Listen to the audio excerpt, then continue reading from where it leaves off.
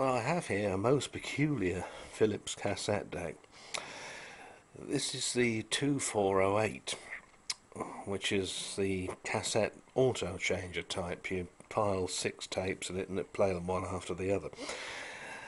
The idea first made its appearance in the very late 60s with the 2502, which was a playback only model and driven by 2 little AC motors.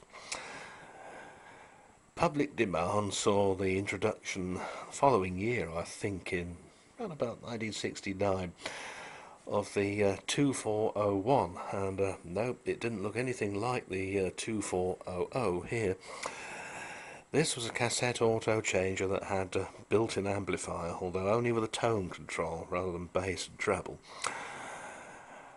Philips then redesigned the whole thing, producing this rather longer version, and this is driven by 2 little DC servo motors. Same sort of thing that's actually inside there. The cassette transport, if you like, rises and falls, and the tapes are pushed into this hopper. And there's a sensor switch there, so when the hopper is full, the lid pops up, and the mechanism then won't take in any more tapes. It doesn't appear to be fitted with germanium transistors, this thing, either. What you have got is balance, volume, bass and treble, and separate record levels for both channels. Also the dynamic noise limiter switch, which worked very well actually. It was, I have to say, it gave you a crisper treble than Dolby did. Now, underneath here, you can see it's just as disgustingly complicated as it looks, really. Main amplifier board is here. The record playback switch is hidden away there. This is obviously the mechanical area, and you can see for yourself all the switches and cams. One motor here drives the capstan and the tape mechanism. There's even a speed sensing strobe thing there. See the little black star wheel to keep the speed bright, rather than the usual electronic control employed in that one. So another servo motor drives via a belt onto this pulley, and then that in turn onto this huge plastic wheel, and that's what swings the mechanism up and down and does all the mechanical side of it. This cable here ejects the cassettes. The power supply side is all hidden away in here, and you can see there's a bit of evidence of gooey belts having been in here at one time or another. Just cleaned it up as well as I can. I don't fancy dismantling this little lot, because if anything ever went wrong with that, that would come under I'm good, but I'm not that bloody good, I strongly suspect.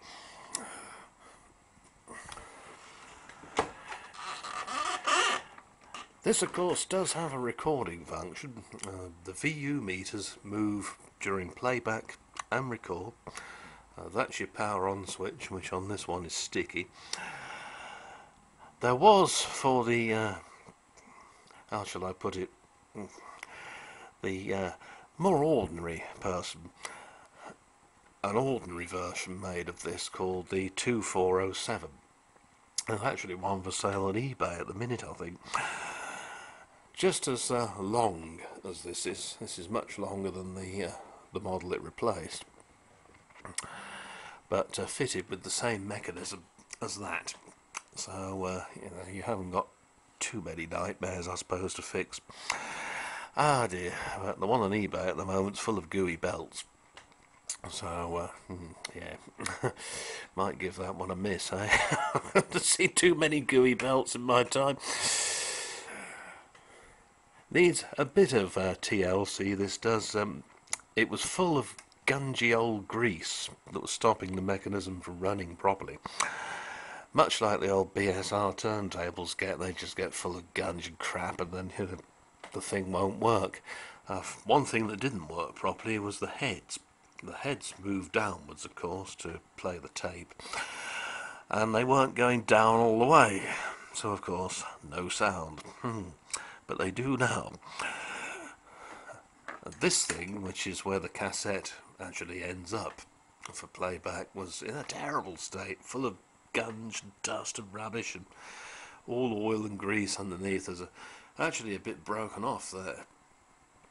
So I'm going to have to improvise something to sort that out.